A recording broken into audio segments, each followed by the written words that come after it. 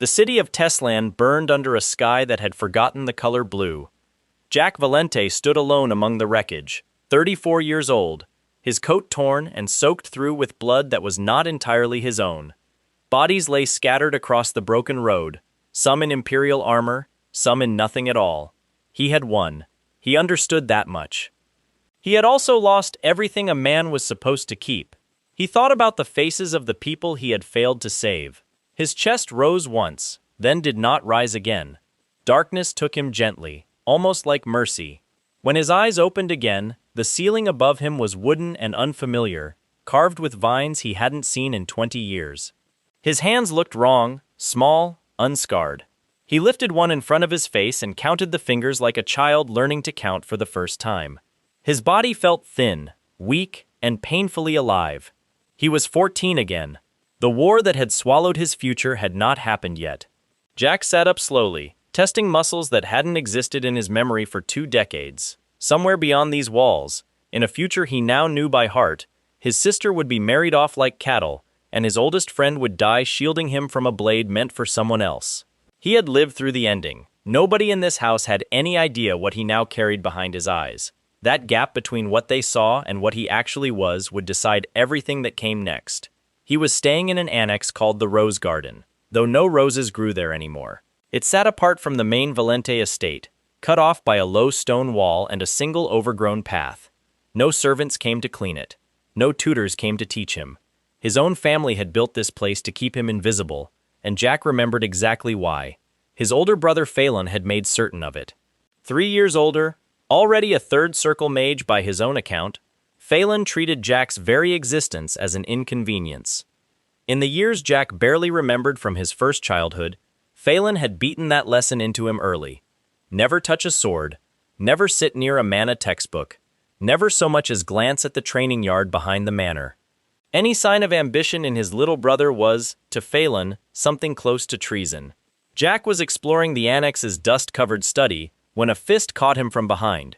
He hit the floor hard, ears ringing, and rolled instinctively before the second blow could land. Standing over him was Phelan, sneering the same way Jack remembered from a lifetime ago, warning him in a low voice that the annex existed for exactly this reason, to keep the family's embarrassment locked away from anyone who mattered. He told Jack that if he ever picked up a blade, it would be the last thing his hand ever did. The old Jack, the boy who had lived this exact scene once already, would have curled up and taken it. This Jack caught the next punch out of the air. Phelan's eyes went wide. For one long second neither of them moved. Jack's small fingers wrapped completely around a fist 3 times their apparent strength. Then Jack twisted the wrist sideways, dropped his brother to the stone floor, and dragged him by the collar toward the courtyard fountain outside. What followed wasn't a fight. Jack held Phelan's head under the water, let him up just long enough to gasp, then pushed him back down again. He did it with the flat, businesslike calm of a man settling an old debt rather than a boy losing his temper. Servants gathered at a distance and said nothing, too stunned by the reversal to intervene.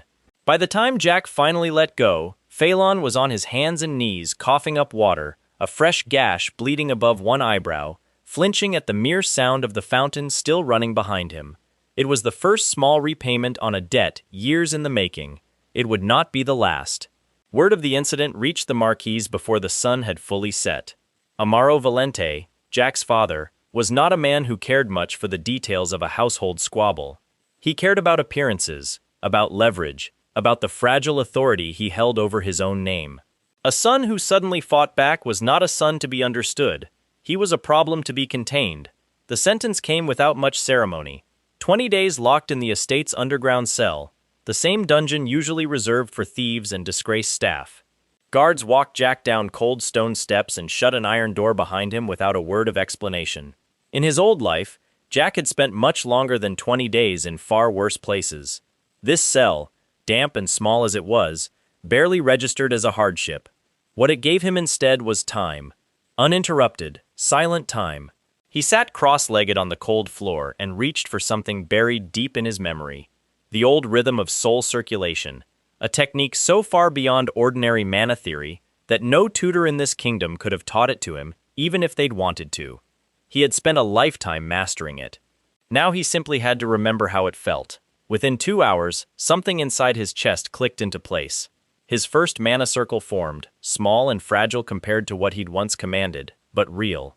A single candle flickering to life in a room that had been dark for 14 years. He allowed himself the faintest smile in the dark, alone, with no one there to see it. 3 days into his sentence, a small shape slipped past the guards outside his cell. Elizabeth, his sister, crouched by the bars, cheeks streaked from crying, one hand reaching through the gap to touch his sleeve. She told him she'd heard what happened with Phelan, and that she was afraid of what their father might do to him next. In his old life, Jack remembered this exact fear on her face, right before she learned to hide it permanently, right before she'd spent years pretending everything was fine.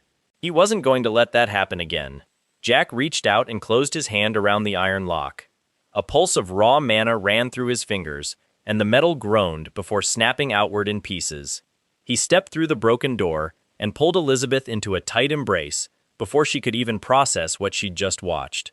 He held her there for a long moment, feeling her shoulders shake against him, and quietly promised her something he intended to keep this time, that no one was going to sell her off like property to buy their father's political favor.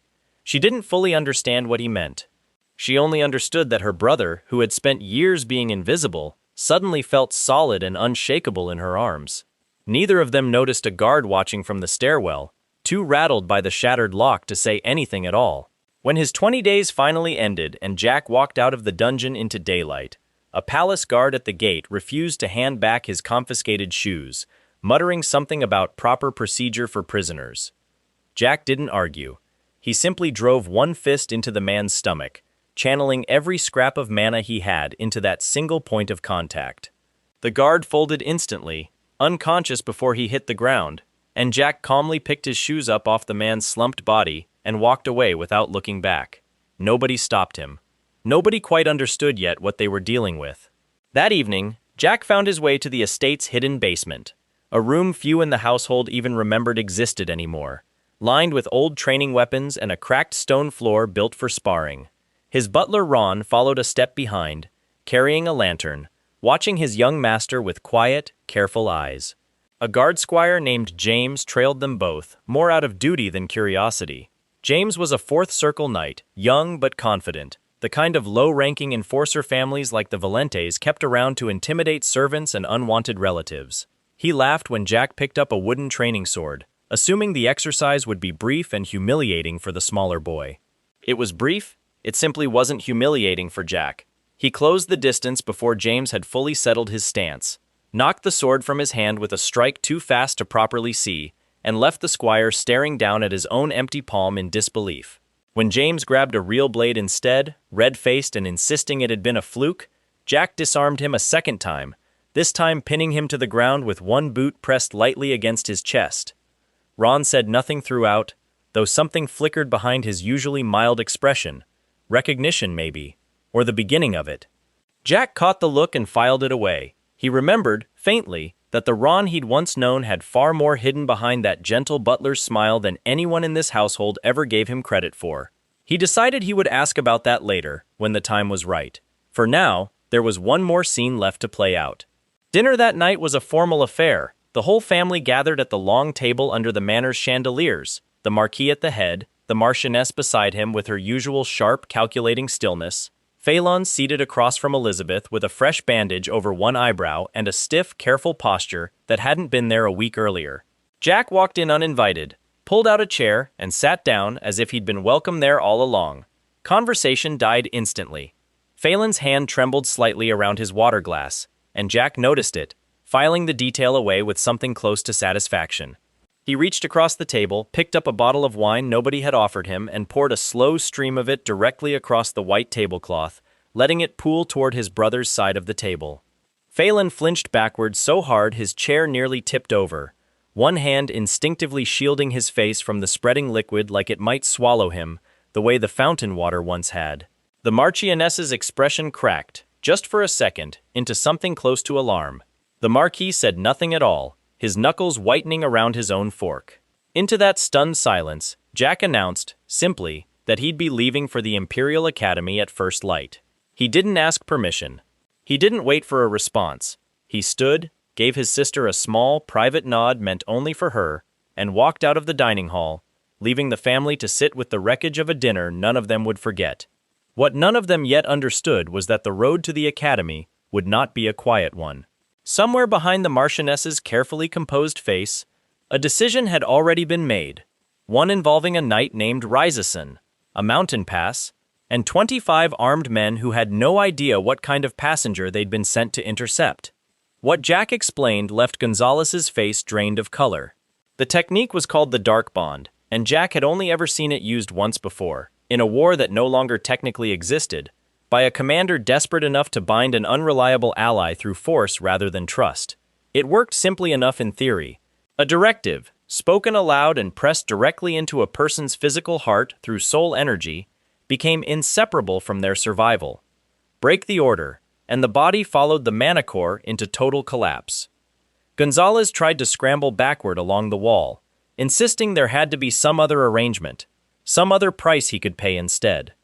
Jack told him there wasn't, not for a man who'd spent years selling information that got innocent people hurt. He pinned Gonzalez flat against the mattress before the knight could gather enough strength to resist properly, one hand pressing directly against his chest. What followed wasn't gentle. Jack forced a controlled surge of soul energy through Gonzalez's manicore, accelerating its structure far beyond what any natural process should have allowed, pushing a 7th circle foundation toward an 8th circle expansion in a matter of seconds instead of years. Gonzalez screamed through it, back arching off the bed, veins lit faintly gold beneath his skin. As his circle tore open and reformed under pressure, it was never meant to survive this quickly. Ron watched without flinching, arms crossed, clearly having witnessed worse in his long, unspoken history. When it finally ended, Gonzalez lay gasping on the sheets, stronger now than he had been an hour earlier, and bound by a compulsion he would carry for the rest of his life. Jack informed him plainly of the terms: 40 names, corrupt members of the household staff and knight order who had profited from cruelty toward people too weak to fight back, all to be dealt with within 3 months. Fail the task, and his own body would finish the job the fountain incident had only started rehearsing. Gonzalez didn't argue. He couldn't. He simply nodded, still trembling, and left the room without another word about reporting anything back to the Marquise. Jack watched him go and allowed himself a brief moment of quiet satisfaction before Ron reminded him, gently, that he still had an academy to reach. They departed for the Imperial Academy 3 days later, Jack fully recovered, Charlotte walking close beside him with the doll form of Valentine, tucked safely against her chest now. The two of them having formed an easy, protective bond somewhere over the last week that neither seemed inclined to explain out loud. The academy itself rose out of the Asinal region like something built by a civilization trying to prove a point. Sprawling towers and training grounds stretching across acres of manicured land, banners from every noble house in the empire hanging along its outer walls. Attendance here wasn't optional. Every aristocratic child in the empire, once they turned 14, was legally required to spend 4 years within these walls, barred from returning home except in the event of a household head's death. Jack had attended this academy once before, in another life, though the memory came with a bitter edge he didn't bother sharing with Charlotte as they passed beneath the main gate. Headmaster Rammel Einhart Asinal received them personally, a detail that surprised the academy staff more than it surprised Jack. Rammel was a broad, weathered man with the calm authority of someone who commanded battle mages rather than classrooms, and he studied Jack for a long moment before addressing him with more respect than most 14-year-olds ever received on their first day. He'd heard, apparently, fragments of the Mountain Road incident, filtered through rumor and exaggeration on their way north. He didn't ask Jack to confirm or deny any of it. He simply offered, without much ceremony, a private off-campus residence rather than the standard dormitory assignment, along with an unusually direct piece of advice. Keep whatever trouble Jack carried with him quiet enough that the Academy's other powerful families didn't feel compelled to test it personally. Jack accepted the mansion. He made no promises about the trouble staying quiet. Charlotte's enrollment came with its own complication. As a vampire, however royal her bloodline, she had no legal standing to attend an academy meant exclusively for human aristocrats. Jack solved the problem the same way he'd solved most problems since waking up in this timeline, directly. A forged letter of recommendation, expertly aged and sealed, credited her as a distant noble relation from a minor branch family too obscure for anyone to easily verify. Rammel studied the documents with a knowing look that suggested he understood exactly what he was looking at, then signed off on it anyway without comment. In exchange for that convenient blindness, Jack negotiated something equally convenient for himself, a reduced course load, just 2 days a week of mandatory magic theory, freeing the rest of his schedule for matters the Academy's official curriculum had no interest in addressing. His first order of business took him straight to the swordsmanship department. A vice instructor there named Brutus Marcos had, in Jack's old memory, been quietly feeding operational details to the Tulkan Empire for years, information that had cost countless lives once the war finally broke out in earnest.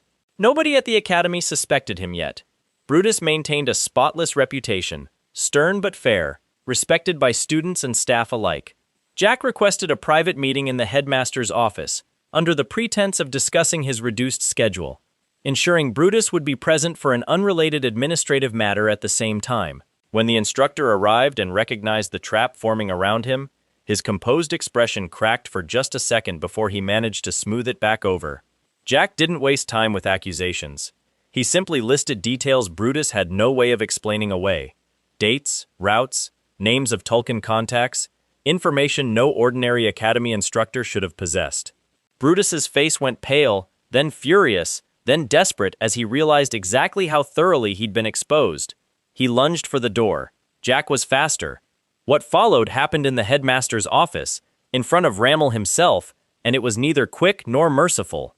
Jack pinned Brutus against the wall and methodically shattered each of his 5 remaining mana circles, one at a time, giving the man just enough recovery between each strike to fully register the pain of the next. Brutus's screaming filled the office until his voice gave out entirely, his knees buckling, his once proud posture reduced to a crumpled heap on the floor. Rammel watched the entire exchange without interfering, his expression grim but unsurprised, as though some part of him had suspected this exact betrayal for longer than he cared to admit. Once it was over, he ordered Brutus dragged to a holding cell for formal interrogation, thanking Jack with a tight, weary nod that carried more weight than words would have.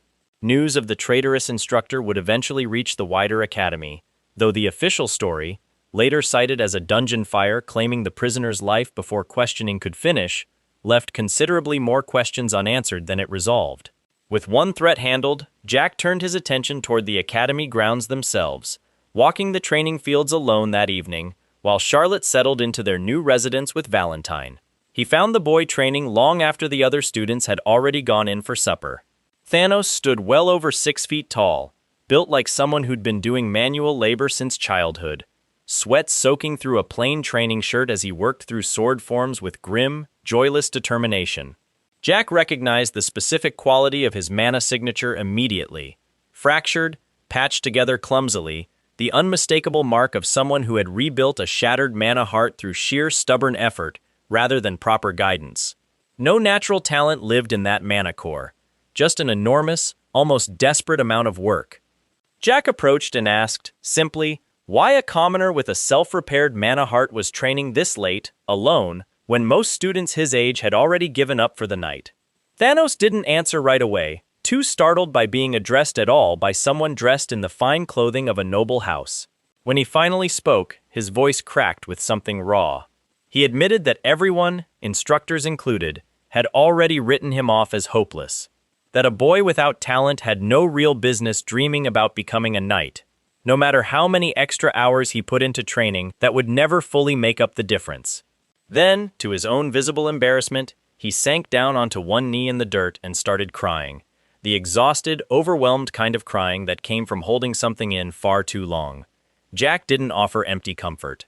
He crouched down in front of the boy and told him plainly that talent decided how fast someone started, not how far they eventually went, and that he'd personally known people who'd built themselves into something far more dangerous than any naturally gifted prodigy, simply because they refused to stop. He reached into his coat and produced a small vial of concentrated mana essence, considerably stronger than the one he'd given Vivian, pressing it into Thanos' shaking hand. He told him it wouldn't fix everything, but it would give his rebuilt core the stability it needed to actually hold power properly, instead of leaking it away through the cracks. Thanos stared at the vial like it might disappear if he blinked, then looked up at Jack with something between disbelief and desperate hope. He asked why a stranger would bother helping someone everyone else had already given up on. Jack told him the truth because he recognized exactly what that kind of stubbornness eventually became, given enough time and the right chance. He offered Thanos something more than a potion after that, a place at his side, not as a servant exactly, but as someone building toward the same future Jack intended to shape with his own hands. Thanos didn't fully understand the offer's weight yet, but he accepted it anyway, gripping Jack's offered hand with the crushing, grateful strength of someone who'd just been thrown a lifeline he never expected to receive. What neither of them knew yet was that this quiet moment in the training field had already been noticed. Word travels fast among Academy students who make a habit of preying on anyone without a powerful family name to protect them, and Thanos had a long, well-documented history of being exactly that kind of easy target. By morning, a boy named Dietrich Hermann would hear about the mysterious potion, the strange new noble, and the sudden confidence in a commoner student who was supposed to know his place. Dietrich did not take kindly to anyone disrupting the established order of things. Dietrich Hermann had inherited his family's wealth without inheriting a single ounce of its supposed dignity. Heir to the great Eastern Hermann house, he moved through the academy with the loose, glassy-eyed confidence of someone who'd spent more time abusing questionable substances than attending actual classes. His father's name bought him protection from consequences most students never received, and he'd built an entire routine around exploiting exactly that immunity, treating commoner students like Thanos as convenient punching bags whenever boredom or irritation struck him. He arrived at the training field the next afternoon with 4 of his personal guards in tow, mercenaries hired privately by the Hermann family and paid well enough to ignore academy rules about student conduct. Thanos was practicing alone again, the borrowed mana essence from the night before already steadying the ragged edges of his rebuilt core, when Dietrich's shadow fell across the training yard. Jack, watching from the tree line where he'd been observing quietly, didn't move yet. He wanted to see exactly how this would unfold before deciding how hard to intervene. Dietrich didn't bother with subtlety. He announced, loudly enough for half the yard to hear, that he'd heard a filthy commoner had somehow gotten his hands on expensive medicine he had no business owning, and that it was time to correct that particular imbalance. Thanos backed up a step, old habits of fear surfacing fast, but something in his posture had shifted since the night before. He didn't run. He planted his feet instead, jaw tight, and told Dietrich the potion was a gift and that he wasn't handing over anything. That answer earned him a fist to the stomach hard enough to drop him to his knees, one of the hired guards stepping forward to finish what Dietrich had started. Jack crossed the distance before the second blow landed. He caught the guard's wrist mid-swing, twisted it at an angle the man's elbow was never designed to bend, and dropped him screaming to the dirt in a single motion. The remaining 3 guards spun toward the new threat, weapons half drawn, only to freeze at the look on Jack's face, the same flat, businesslike calm that had once emptied a mountain pass of 25 armed knights. Dietrich, still riding whatever chemical confidence he'd dosed himself with that morning, laughed it off and demanded to know who this new nobody thought he was, threatening the heir of a great house over some worthless street rat. Jack didn't bother introducing himself. He simply closed the gap and drove his boot into Dietrich's jaw hard enough to snap 2 teeth loose, sending the young lord sprawling backward into the dirt with blood streaming down his chin. What followed wasn't really a fight. It was closer to a public correction. Jack moved through Dietrich's remaining guards with brutal efficiency, disarming one, breaking the knee of another, and leaving the third unconscious, before he'd fully drawn his weapon. Dietrich himself scrambled backward through the dirt, one hand pressed to his ruined mouth, and Jack followed at an unhurried walk, methodically emptying the coward's pockets as he went. He counted out loud as he worked, more for the benefit of the gathering crowd of students than for himself. 2,060 gold coins, all of it lifted from a boy who'd never once had to earn a single coin of it honestly. Jack let the count land, then let the money scatter into the dirt around Dietrich's feet. A deliberate humiliation rather than simple theft. Dietrich's composure finally broke entirely. He soiled himself in front of the assembled crowd, weeping openly, all his usual arrogance stripped away in front of the exact commoners he'd spent years terrorizing. Jack crouched beside him, voice quiet enough that only Dietrich could hear it, and told him that the next time he touched someone who couldn't fight back, this correction would be considerably less gentle. It should have ended there. It didn't. Word of the humiliation reached the Hermann family's private contacts faster than expected, and within the hour, a squad of hired blades from the Pentanel Guild, professional assassins with a reputation for discretion rather than mercy, had already been dispatched to the academy grounds, their orders simple. Eliminate the boy who'd embarrassed a great house heir in front of witnesses. They arrived just as evening settled over the training fields, surrounding the area in a loose, practiced perimeter alongside what remained of Dietrich's original guard detail, now reinforced and furious. Jack counted roughly a dozen combatants closing in from multiple directions, more than even he could dismantle without cost, exhaustion from the last several days still sitting heavy in his limbs. Thanos, still bruised from the earlier beating, planted himself beside Jack anyway, refusing to retreat despite having no real combat training yet to speak of. Jack appreciated the gesture without having any intention of letting the boy actually die proving it. It was Charlotte who arrived first, sprinting across the field with Valentine's doll form cradled protectively against her chest, drawn by the commotion. She skidded to a stop beside Jack, breathless, asking what he needed her to do. What happened next answered that question for both of them. The doll in Charlotte's arms began to glow, faint purple light bleeding out through cracks in painted wood that hadn't existed a moment earlier. Charlotte startled and nearly dropped it, but the light only intensified, spreading outward into thick, rolling black smoke that swallowed the doll entirely and rose into a shape far larger than any child's toy had any right to become. When the smoke finally cleared, Valentine Milos stood revealed in her true form for the first time in 400 years. Tall, imposing, robes woven from something that seemed to drink in the surrounding light rather than reflect it, her expression carrying the calm, immeasurable weight of someone who had watched entire empires rise and fall from a much longer vantage point than anyone present could imagine. The assassins hesitated, weapons still raised but suddenly uncertain. Valentine didn't bother with warnings.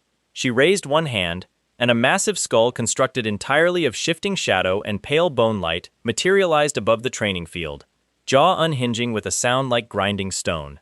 From its depths poured a wave of necromantic force that swept across the assembled attackers, and where it touched, limbs simply began to lose form, dissolving into fine gray dust that scattered on the evening wind, pulled toward a shimmering, dark portal that had opened silently at the skull's base. Dietrich's remaining guards and the Pentanel assassins alike screamed and scattered, several of them vanishing entirely into the portal before they'd covered 10 feet, the rest fleeing in whatever direction offered the fastest escape from a power none of them had any framework for understanding. Within a minute, the training field stood empty except for Jack, Thanos, Charlotte, and Valentine, the portal closing quietly behind her as the shadow skull dissolved back into ordinary evening darkness. Charlotte stared up at her, wide-eyed, and asked, quietly, if that was really who had been living inside a wooden doll this whole time. Valentine's expression softened considerably as she looked down at the girl, and she told her, gently, that some very old and very tired people simply preferred smaller shapes until the world gave them a reason to stop hiding.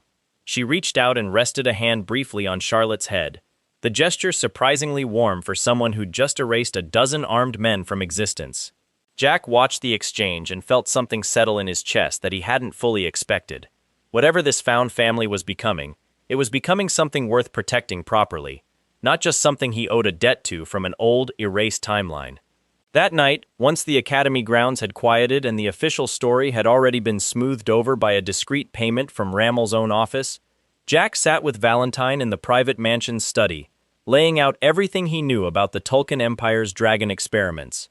He drew from memory a rough map of the continent, marking the ruined capital of the long-dead Gunnar Empire, the same location Jane and Joe had pointed him toward weeks earlier in Arbelo. Valentine studied the map with sharp, focused attention, her 4 centuries of accumulated knowledge filling in gaps Jack's own memory couldn't quite reach. She confirmed what he'd suspected. A hidden laboratory complex existed beneath the ruins, old enough to predate even her captivity, repurposed over the decades by Tulkun scientists for exactly the kind of work Jack remembered from his old timeline. Dragons captured alive, their blood and bone forcibly integrated into human soldiers to manufacture something stronger than either species should have been able to produce alone. 2 days later, Valentine opened a teleportation circle in the mansion's basement, dark energy swirling into a doorway that led directly into the heart of the Tulkun facility itself. They stepped through into cold, sterile stone corridors, lit by pale blue mana lamps, the air thick with the acrid smell of old blood and something else Jack recognized immediately as suppressed draconic energy. Deep within the complex, chained inside a reinforced containment cell, they found a dragon named Shell. Young, badly wounded, scales cracked and dulled from years of forced extraction procedures, watching their approach with the exhausted, resigned eyes of a creature that had long since stopped expecting rescue. Jack shattered the restraints without hesitation, the same way he'd shattered Valentine's chains in the mountain cavern weeks earlier. Shell didn't move at first, too stunned to trust the sudden freedom, until Valentine spoke to her directly in the old draconic tongue, calm and reassuring, coaxing the creature back onto unsteady feet.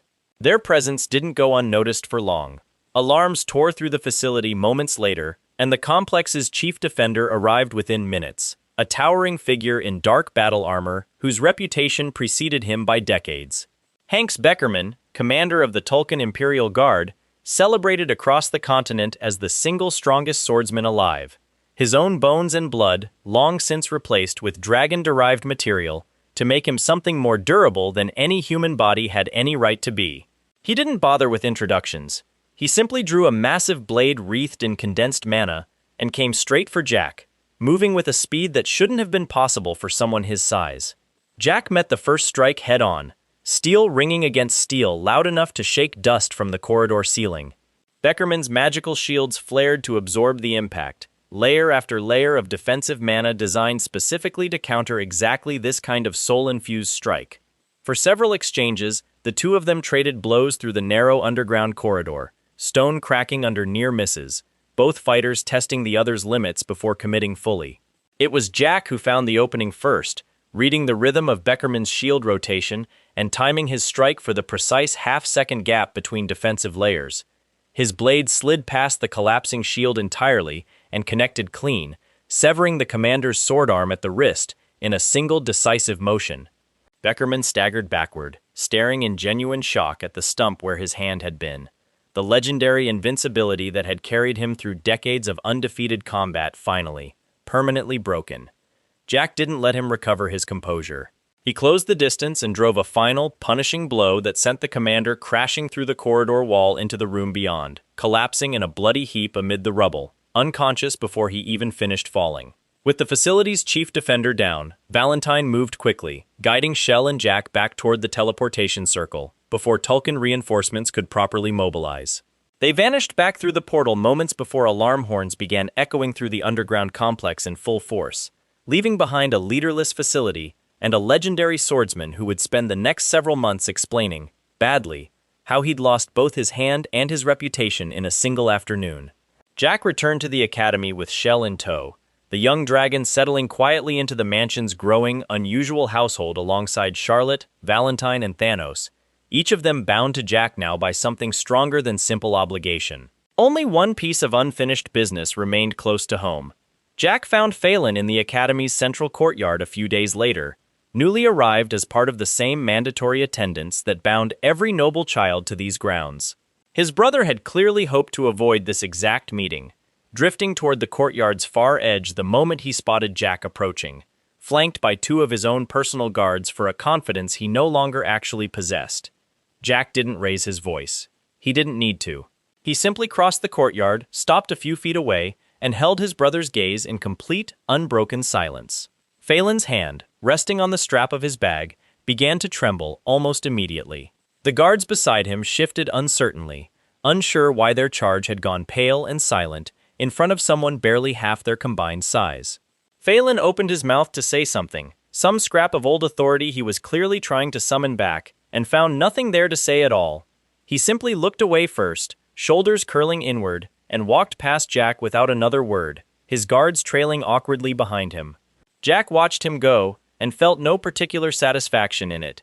Just confirmation of something he'd already known since the fountain.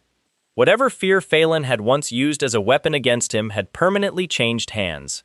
There was still one more debt waiting to be collected, and this one involved considerably more gold than the last.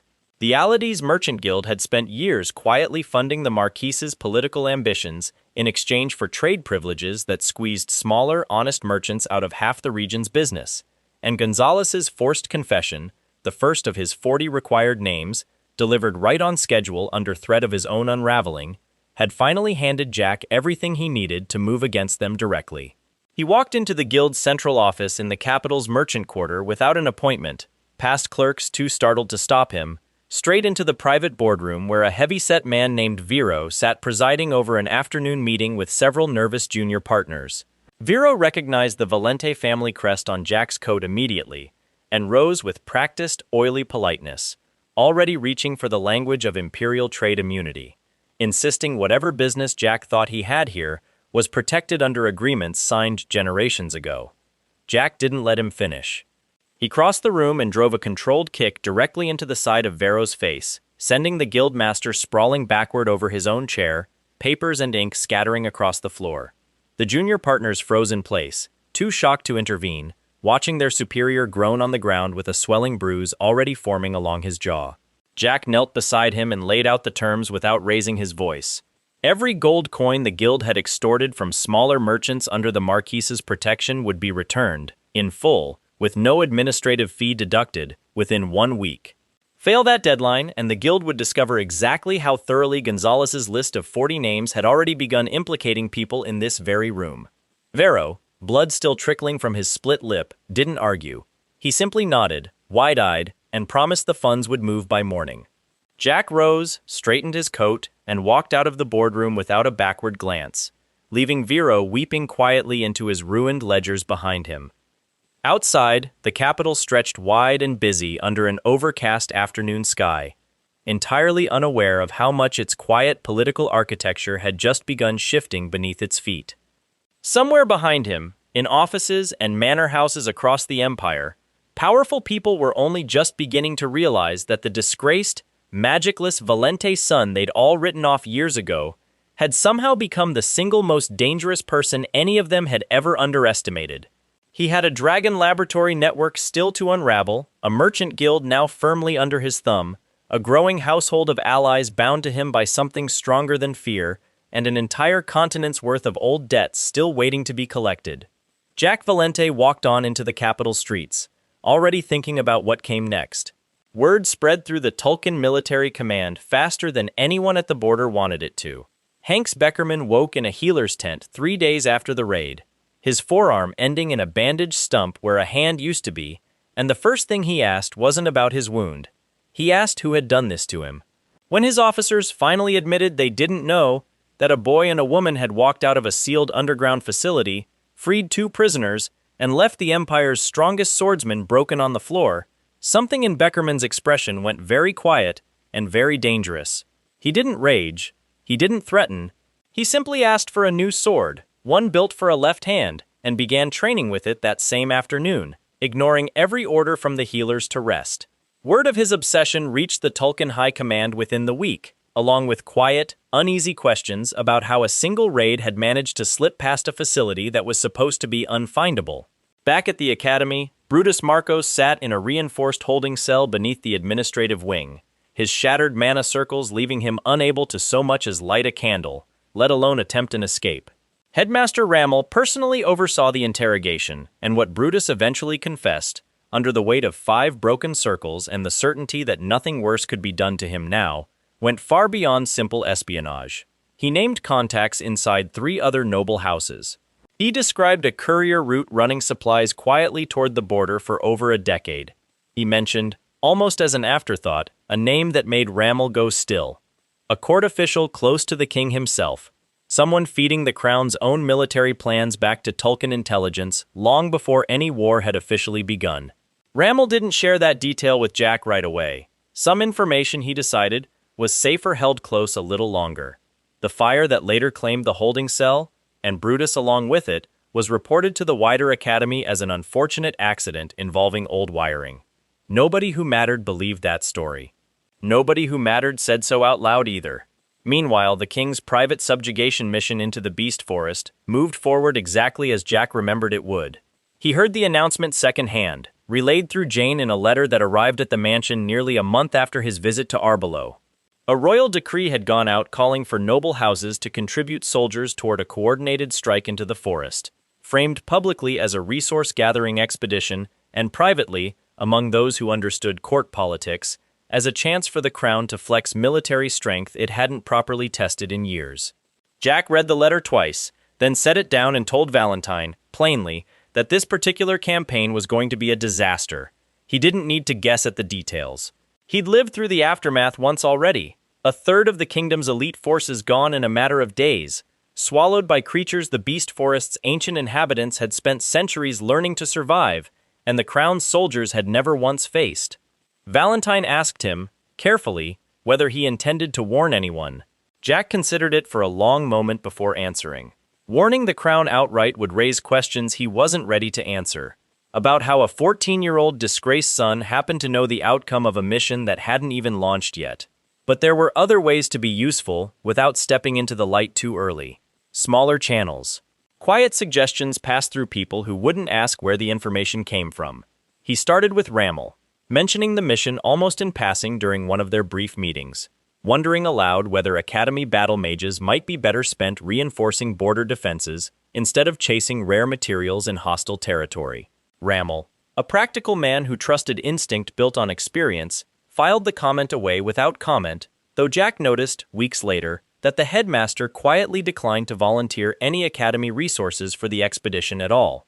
It wouldn't be enough to stop the mission entirely. Jack hadn't expected it to be.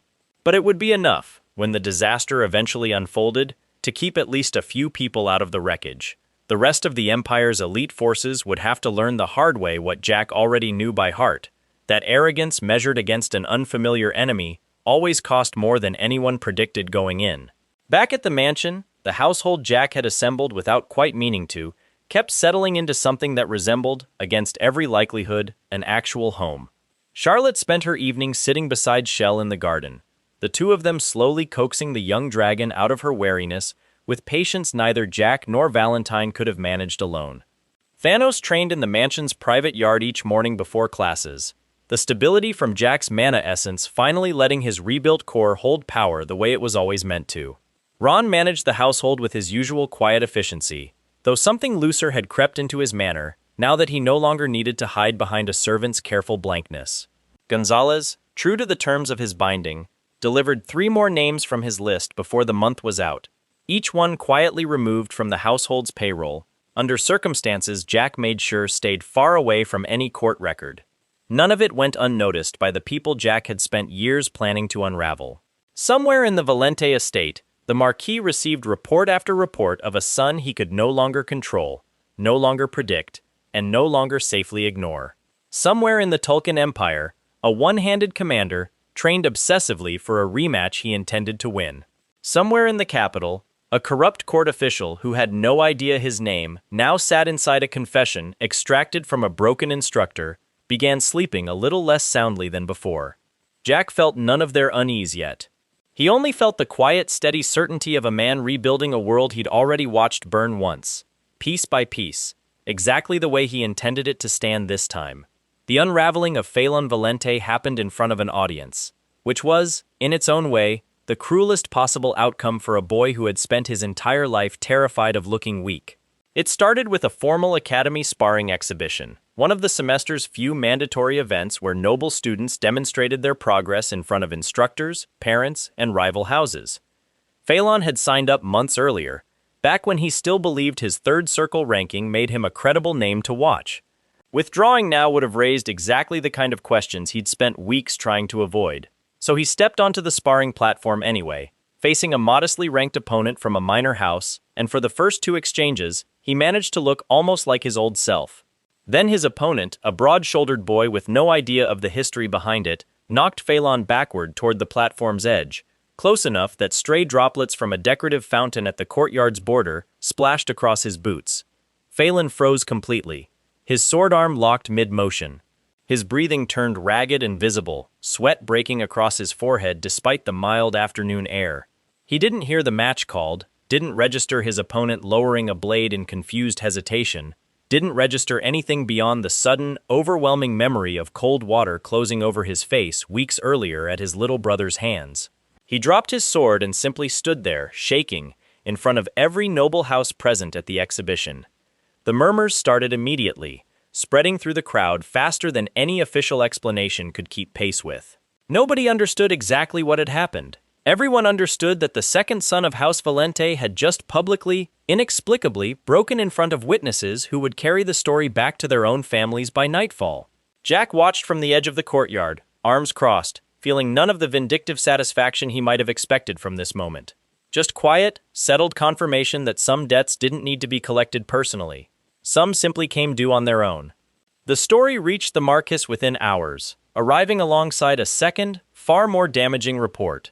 Whispers that Gonzalez, the family's longtime informant among the Iron Blood Knights, had been quietly turning against household interests for weeks, disappearing on unexplained errands, avoiding his usual reporting duties entirely. Amaro Valente received both pieces of news in his study, and for the first time since Jack's regression began, something like genuine alarm crossed the Marquis's face. His second son publicly humiliated, his most reliable informant compromised. And somewhere beneath both of those failures, a 14-year-old boy he'd once considered so worthless he hadn't bothered learning the details of his daily life. The Marquis summoned his closest advisors that same night, demanding answers nobody in the room could actually provide. What emerged from that meeting wasn't a plan exactly, more a decision born from desperation. If Jack couldn't be controlled through household authority anymore, he would need to be controlled through something else. Political pressure, public scandal, anything that might drag his troublesome son back under the family's thumb before the damage spread any further. Word of that meeting, filtered carefully through channels the Marquis had no idea were already compromised, reached Jack within 2 days.